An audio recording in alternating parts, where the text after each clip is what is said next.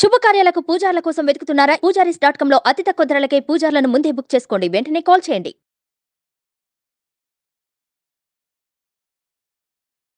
నమస్కారం డాక్టర్ శ్రీ అనంతకృష్ణ స్వామి గారు. నమస్కారం అండి. సో మన మనీ మంత్ర సిరీస్ తరపున మన ఫ్యామిలీ ఆడియన్స్ ఎవరైతే ఉన్నారో and Suman TV family audience ఎవరైతే ఉన్నారో వారందరికీ కూడా హ్యాపీ న్యూ ఇయర్. సో మీకు మనీ న్యూ ఇయర్గా మారి ద బెస్ట్ రిజల్ట్ ఇవ్వాలని మాత్రం మనస్ఫూర్తిగా కోరుకుంటున్నాను. చక్కని మాట చెప్పారు, మనీ న్యూ ఇయర్గా మారాలని. ఎప్పుడైనా సరే కనీసం అందరూ బాగా సంపాదించాలి. మనీ న్యూ ఇయర్గా అందరూ కూడా బాగా సంపాదించాలి. నేను కూడా చాలా అభిలషిస్తున్నాను. అందరూ కూడా ఈ సబ్జెక్ట్ని ఆకలింపు చేసుకొని చాలా ఉన్నత స్థితికి బాగా గొప్ప ధనవులు కావాలని మనస్ఫూర్తిగా కోరుకుంటున్నాను. అది జరగాలి అంటే మనీ న్యూ ఇయర్గా మారాలి అని అంటే ఫస్ట్ క్లాసెస్ ఎక్కడ జరుగుతున్నాయో చెప్పాలి మీరు. ఓకేనండి. మనకి ఇప్పుడు జనవరిలో ఎట్లాగో మనకి దుబాయ్ అబుదాబాద్లో ఉన్నాయి మనకి. ఇక మళ్ళీ ఫిబ్రవరి నుంచి మన క్లాసెస్ అండి 2024 ఫిబ్రవరి 4వ తారీఖు విజయవాడలో ఉందండి. ఓకే. అలాగే మనకి 11 ఫిబ్రవరి మళ్ళీ హైదరాబాద్లో క్లాస్ ఉంటుందండి. 25 ఫిబ్రవరి అనంతపూర్లో ఉంటుంది. అలాగే మార్చి 3వ తారీఖు బెంగళూరులో ఉంటుందండి. మార్చి 10వ తారీఖు మనకి రాజమండ్రిలో ఉంటుంది. అలాగే 31 మార్చి తిరుపతిలో ఉంటుంది. ఈ విధంగా ఈ క్లాసులు మీరు వీలైనంత తొందరగా ఎన్రోల్ చేసుకోండి. ఎందుకంటే ఈ చాలా రష్గా ఉన్నాయి. ఈ న్యూ ఇయర్లో చాలామంది కూడా ఇప్పుడే ఇంకా క్లాసులు ఎప్పుడెప్పుడు అని అడుగుతున్నారు మనకి. రిజల్యూషన్ కోసం కాబట్టి వీలైనంత తొందరగా ఎన్రోల్ చేసుకునే ప్రయత్నం చేయండి. ప్రీవియస్ వీడియోలో అంటే 557వ మనీ మంత్ర వీడియోలో ఒక మాట అంటే జరిగిందండి. మీరు సుప్త చేతన మనసులో ఏదైతే దాగుంటుందో అది బయటకు వచ్చేటప్పటికి అద్భుతంగానే ఉంటుంది. బట్ అది పాజిటివ్ అయి ఉండాలి మనం ఇచ్చేటువంటి అఫర్మేషన్స్ ఏదైతే ఉన్నాయో. అండ్ దానితో పాటు ప్రజెంట్ని దృష్టిలో పెట్టుకొని అది సబ్కాన్షియస్లోకి వెళ్ళగలిగేంతగా ఉండాలి. అది ఆటోమేటిక్గా దాని రిజల్ట్ వచ్చేది కూడా పాజిటివ్గానే ఉంటుంది. నేను కూడా కొన్ని విషయాలు నమ్ముతానండి. చిన్నప్పుడు మనకు తెలియకుండా కొన్ని విషయాలు భయంతో కూడుకున్నటువంటి వాటి మీద ఫోకస్ చేసి అట్లా లోపలికి ఇంజెక్ట్ అయి ఉంటాయి. అంటే సబ్కాన్షియస్లో మనం ఏదైతే భయపడతామో అది చిన్నప్పటి నుంచి వచ్చేటువంటిది. పాము అయితే భయపడినా, లేదంటే ఇంకేదైనా వస్తే వాహనం మన మీదకి వచ్చేస్తుందంటే ఏదో అయిపోతుందని భయపడినా కూడా ఇప్పటికీ అది కంటిన్యూ అవుతూనే ఉంటుంది. అదే చిన్నప్పుడు ఈ పాము కానివ్వండి, లేదంటే వెహికల్ కానివ్వండి, లేదంటే ఇంకొకటి కానివ్వండి, ఏం కావాలే మనం అన్నీ నేర్చుకుని ముందుకు వెళ్ళిపోతే బెటర్గా ఉంటుంది అనేటువంటి పాజిటివ్ యాటిట్యూడ్తో ఉన్నాం అనుకోండి, ఇప్పటికీ అది పాజిటివ్గానే కనిపిస్తుంది మనకి. అంటే అంత పవర్ ఉండేటువంటి నాలెడ్జ్ని మీరు ప్రీవియస్ వీడియోలో ఇవ్వడం జరిగింది. సుప్త చేతన మనసులో మనం ఏదైతే అనుకుంటాం, పాజిటివ్ ఏ సీడ్ అయితే నాటుతామో అది పాజిటివ్ సీడే జరుగుతూ ఉంటుంది. బెస్ట్ ఎగ్జాంపుల్స్ అవే అనమాట. So thank you so much for that అండి. ఈ వీడియోలో పర్టికులర్గా 558వ మనీ మంత్ర వీడియో, ఈ వీడియోలో ఏం చెప్తున్నారు?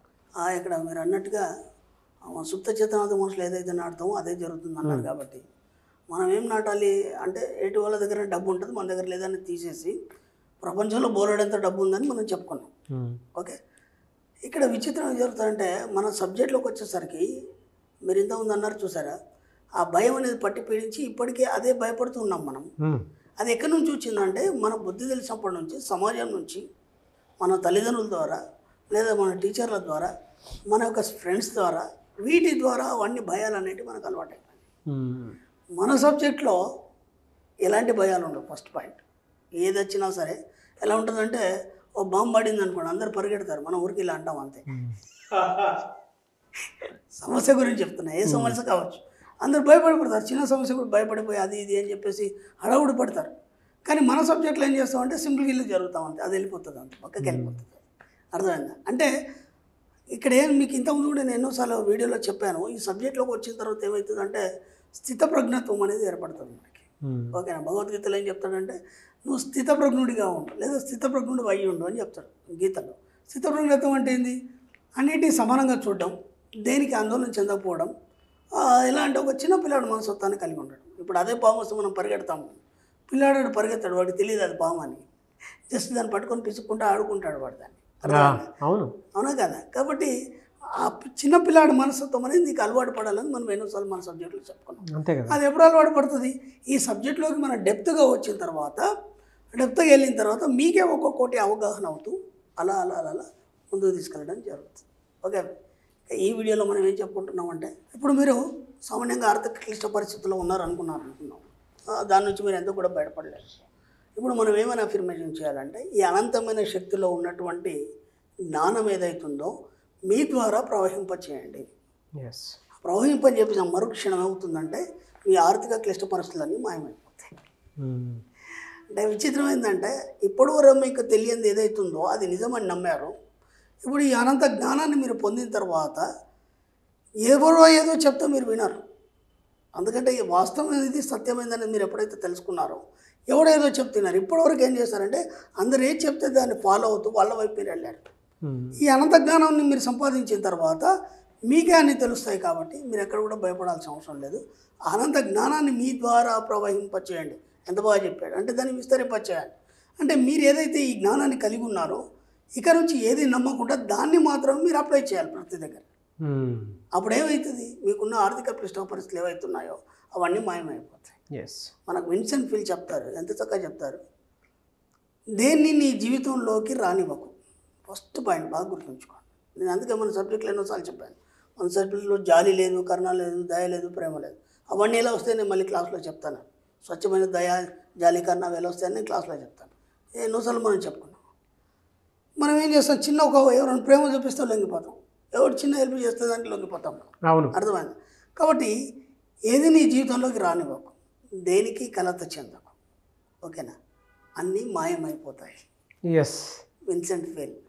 నాకు నిజంగా ఇంత పెద్ద సబ్జెక్ట్లో ఈ వాక్యం నాకు బాగా అంటే బాగా నచ్చింది, చాలా ఇన్స్పైర్ చేసింది నన్ను.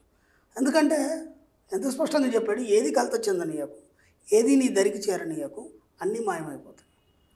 ఇప్పుడు ప్రతి ఒక్క జీవితంలో ఎన్నో స్ట్రగుల్స్ పొందే ఇక్కడ దాకా వచ్చిన వాళ్ళు ఎంతోమంది ఉన్నారు మహానుభావులు. ఇప్పుడు మన జీవితంలో కూడా మనం ఎన్నో చూస్తుంటాం. ఒక సినీ ఫీల్డ్ నుంచి కానీ లేకపోతే ప్రముఖులు ఎవరైతే ఉన్నారో వాళ్ళ లైఫ్ గతంలో ఎలా మీ పరిస్థితి ఇలా వచ్చారన్నప్పుడు కొన్ని సంఘటనలు చెప్తారు. ఇప్పుడు మీరు ఇంత స్టార్ స్థాయిలో ఉన్నారు కదా, అవి మాయమైపోయినాయా లేదా? అవును. అవి అలాగే ఉంటే మీరు ఇలా ఉండరు కదా. అవును. అవి అలాగే ఉంటే మీరు ఇలా ఉండరు కదా. కాబట్టి మీరు కూడా మీ జీవితంలో ఏదన్నా వస్తే ఎక్కడ కూడా కలత చెందని ఎక్కువ అని చెప్పాడు అక్కడ. ఏది మీ జీవితంలోకి రానివ్వకు, అది మంచిగా చెడైనా దీన్ని రానివ్వకు. అర్థమైందా? అది మంచిలా కనిపిస్తుంది, చెడు చేయొచ్చు అంటే దాంతో నువ్వు మమేకం కావద్దు. మమేకమైనప్పుడు ఏమవుతుందంటే మీకు సెంటిమెంట్ అనేది ఏర్పడుతుంది. సెంటిమెంట్ అయినప్పుడు ఇప్పుడు మనం కొన్ని ఏం చేస్తామంటే, నాకు పిల్లాడు పుట్టాడు, ఆ పుట్టిన తర్వాత నాకు బాగుంది, ఓకేనా. మన పిల్లాడికి జ్వరం వచ్చి పడుకున్నాడు, అప్పుడు నీకు బాగాలేదా? వాడి బాగాలేనప్పుడు నీకు బాగుండదు కదా. అవునా కదా. ఒక అమ్మాయి పుట్టింది, అమ్మాయి పుట్టాక నాకు చాలా బాగుంది, అమ్మాయి అత్తారింటికి వెళ్ళిపోయింది, మొత్తం నువ్వు సర్వనాశనం అయిపోయినావా? అదంతా పోయిందా? అలాంటిది ఏం లేదు కదా. అవునా కదా. అంటే మీ యొక్క స్వార్థం కోసం, మీ యొక్క సెంటిమెంట్ కోసం ఇతరులను మీరు అనవసరంగా డిస్టర్బ్ చేయకండి. అర్థమైందా? ఇప్పుడు మీరు చిన్నప్పటి నుంచి అప్పుడు అమ్మాయి పుట్టిన తర్వాత నాకు బాగుంది అని, రేపు పెళ్ళైన తర్వాత ఏమైంది? ఖచ్చితంగా అమ్మాయికి పెళ్లి చేయాలి. ఇంకా ఇంటి ఆడపిల్ల కదా, అది అక్కడ ఉండేది. ఆడపిల్ల అంటే అక్కడ ఉండే పిల్ల, ఇక్కడ ఉండే పిల్ల కాదు. ఇప్పటికైనా అక్కడికి పోవాల్సిందే. ఇప్పుడు నువ్వు ఎంత బాధపడిపోవాల్సి వస్తుంది. కాబట్టి మన సబ్జెక్ట్లో ఇంకోటి కూడా ఉంది, ఎవడి భాగ్యాన్ని ఎవడు లాక్కోలేడు, ఎవడి దరిద్రాన్ని ఎవడు పంచుకోలేడు. కాబట్టి ఎవరితోనో నీకు భాగ్యం రాదు. అర్థమైందా? నీ దరిద్రాన్ని ఎవడు పంచుకోలేడు. అలాంటప్పుడు నువ్వు అనవసరంగా ఇతరుల మీద ప్రేమ, జాలి, కరుణతోని సెంటిమెంట్లను పెంచుకో. అర్థమైందా? అది మంచి కావచ్చు, చెడు కావచ్చు, ఏదైనా కావచ్చు. ఎక్కడైనా సరే బాగా గుర్తుంచుకోండి, ఏది కలత చెందనీయకు, ఏది నీ జీవితంలోకి రానియకు. ఓకేనా. నీలో ఉన్న అనంత జ్ఞానాన్ని నీ ద్వారా ప్రవహించ చేసినప్పుడు ఏమవుతుంది, ఇది ఏది మంచి, ఏది చెడు, ఏది స్వీకరించాలి, ఏది వదిలిపెట్టాలి, ఇవన్నీ కూడా నీకే అవగతం అవుతాయి. అర్థమైందా? దానికోసం నువ్వేం చేయాలి, నిరంతరం అనంత జ్ఞానం నీ నుంచి చేయాలన్నప్పుడు నువ్వు అంతర్లీనంగా నువ్వు ముందు ప్రయాణం చేయాలి. అంతర్లీనంగా నువ్వు ప్రయాణం చేసి ప్రతిదాన్ని నువ్వు చర్చించగలగాలి. నీ జీవితంలో ఎవడేదో చెప్పాడు, చెప్పగానే మనం ఏం చేస్తాం అంటే వెళ్ళిపోతాం. అది కాదు, ఇది ఎంతవరకు కరెక్ట్ నువ్వు ఎవరితో చర్చ చేయదు ఆ విషయంలో. మళ్ళీ మనం ఏం చేస్తామంటే, ఒక స్వామీజీ ఉన్నాడు, లేకపోతే ఇంకెవరు ఉన్నారు, ఒక డాక్టర్ ఉన్నాడు, ఏదో ఉన్నాడు, ఎవరో చెప్తారు, అరే అక్కడ పోతే నీకు బాగవుతుంది, లేకపోతే నీ ఆరోగ్యం బాగుపడుతుంది. మళ్ళీ నువ్వేం చేస్తావు, అది ఎంతవరకు కరెక్ట్ అనేది గూగుల్లో సెర్చ్ చేయడమా, లేదంటే దాని అనుభవాలు ఎవరైనా ఎక్స్పీరియన్స్ అచీవ్మెంట్స్ ఉన్నాయా, లేదంటే ఇంకెవరైనా తెలిసిన వాళ్ళు ఉన్నారా, దాని మొత్తం ఆరా తీసి అప్పుడు పోవాలనుకుంటే అందరూ పాజిటివ్ చెప్తే నువ్వు వెళ్తావు. అతను ఏం చేస్తున్నాడు, ఎంతవరకు నీకు స్వస్థత చేకూరుస్తాడు, అది నువ్వే స్వస్థత చేకూర్చుకోవచ్చా, దాని పట్ల నువ్వు నెగిటివ్ కలిగి ఉన్నావా? అంటే నీకు ఒక అనారోగ్యం ఉంది, మన దగ్గర పోతే నీకు తక్కువ అవుతుంది అంటే నువ్వు 24 గంటలు నువ్వు ఏం చేస్తున్నావు అంటే, నాకు ఈ అనారోగ్యం ఉందని దాని పట్ల నువ్వు ఎక్కడ కూడా కృతజ్ఞత చూపట్లేదు. ఇప్పుడు ఏమవుతుంది, అది ఇంకా అనారోగ్యంగా పరిణమిస్తుంది.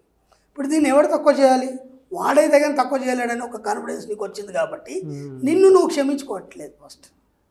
అర్థమవుతుందా? అంటే నీలోకి నువ్వు ప్రవేశించలేదు ఇక్కడ. అలాంటప్పుడు ఏమైపోద్ది, ఖచ్చితంగా అక్కడనే పోతే తగ్గుతుందని ఒక కాన్ఫిడెన్స్ వచ్చి అక్కడికి వెళ్ళిపోతావు. నీలోనే అనంత జ్ఞానాన్ని నీ ద్వారా ప్రవహింపజేసినప్పుడు ఏమవుతుంది, అప్పుడు నీకు తెలుస్తుంది కదా, అరే నేను ఇప్పటిదాకా దీనికి సారీ చెప్పలే, ఇప్పటిదాకా నన్ను బాధ పెడుతుందని తిడుతూనే ఉన్నాను, అరే ఇక్కడ బాధ అవుతుంది.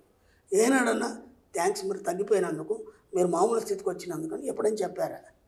చెప్పలేదు కదా. అయినప్పుడు అది ఇంకా తీవ్రతను చూపిస్తుంది. ఇక్కడ నుంచి ఏదైనా సరే మీలో ప్రవేశించినప్పుడు ప్రతిదీ మీకే అవగాహన అవుతుంది. ఇది ఎంతవరకు సరి అయింది, సరికాదు అంటే బేరీజ్ వేసుకోండి మీరే. సరైంది అనుకున్నప్పుడు దానికి ఏం చేయాలో మీకే ఆలోచన అందుతుంది. ఎప్పుడు మీలోకి మీరు ప్రవహించినప్పుడు అలా మీకు కావాల్సిన వాటన్నిటిని మీరే సమకూర్చుకొని అనంత జ్ఞానాన్ని సంపాదిస్తారు. ఇంతకుముందు నేను చెప్పినట్టు విన్సెంట్ ఫీల్ చెప్పినట్టు, దేన్ని మీ దరికి చేరనివ్వకండి, దేనికి కలత చెందనివ్వకండి, అన్నీ మాయమైపోతాయి. నిజమే సార్. అదే అంటే ప్రకృతిలో మాయమైపోతాయి. ప్రకృతిలో మన కంటి ముందు జరిగేటువంటి ప్రతిదాన్ని మన దగ్గరగా తీసుకోకూడదు. తీసుకోవాలి, దాని ఎఫెక్ట్ మనకే ఉంటుంది. కాబట్టి దాన్ని నువ్వే లోతుగా ఆలోచించాలి. అంతే, ఎంతవరకు సరైనది ఇంకెవరిని అడగద్దు. అదే నీలో ప్రవహించే జ్ఞానం అది. ఈ వీడియోలో చాలా డీటెయిల్ ఇన్ఫర్మేషన్, లోతైన ఇన్ఫర్మేషన్ అయితే ఉంది. అంటే ఇక్కడ దాకా మనం చేసే పొరపాట్లు ఏంటి, ఎందుకు ఇంకా మనం ఇలా ఉన్నాము, ఈ పరిస్థితి అంతా ఎలా ఉంది, సమాజం అంతా ఎలా ఉంది. నిజంగా నేను చెప్తున్నాను కదా, నేను గతంలో కూడా 4-5 సార్లు చెప్పాను. యూత్ విషయంలో నేను మరీ చెప్తున్నాను, యూత్ అందరూ కూడా ఈ సబ్జెక్ట్ వైపు రావాలి. ఎందుకంటే అది చూస్తున్నాం మనం, చౌరస్తాల మీద అక్కడ ఇక్కడ పాపం వాళ్ళు ఎంత సఫర్ అవుతున్నారు. జాబ్ కోసం కావచ్చు, వాటి కోసం కావచ్చు, ఇంకా వేరే వాళ్ళ పర్సనల్ ఏదన్నా కావచ్చు. దేనికి కూడా ఎక్కడ కూడా వాళ్ళు నెరవద్దు, ఎక్కడ కూడా కలత చెందొద్దు, ఎక్కడ కూడా తన జీవితంలోకి రానియకుండా తనకు స్టాండర్డ్గా నిలబడాలి. అందుకోసం ఈ సబ్జెక్ట్ కావాలి ప్రతి ఒక్కరికి. అవునండి. థ్యాంక్ యూ అండి. Thank you so much doctor Sri Acharya Anantakrishna Swami గారు. Thank you.